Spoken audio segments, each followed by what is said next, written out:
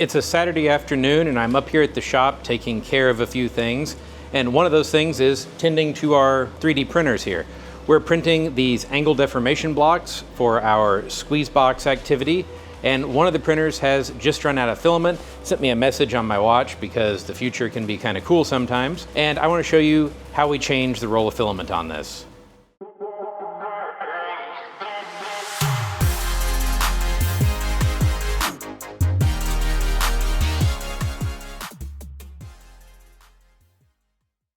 So the first thing I need to do is pull the old filament roll out, and yep, it's empty. So we need to take it apart. I'm gonna twist it, take the old core, and we'll throw that away.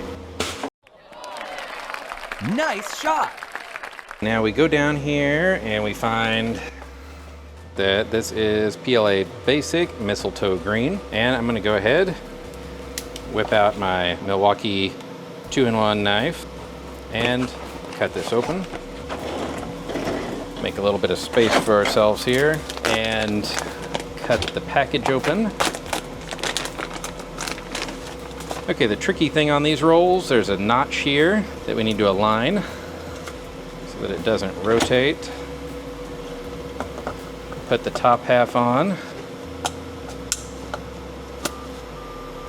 Lock them together. It's already got the PLA Basic label on. Then we'll go ahead and pull these strips out. Grab the end of the filament here and I'm gonna cut that off.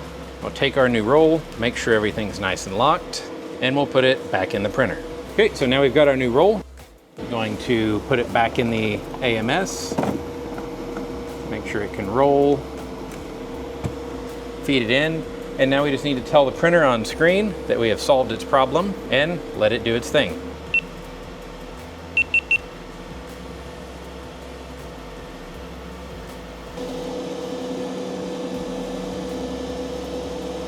That's all it takes to keep these printers going. About 2 minutes once you've done the process several times to change out and put one of these filament refills on. And we keep these printers going, not quite 24 hours a day, but they're both generally pretty busy printing all of these products that we use for either making instruments or making things that go straight to your classroom.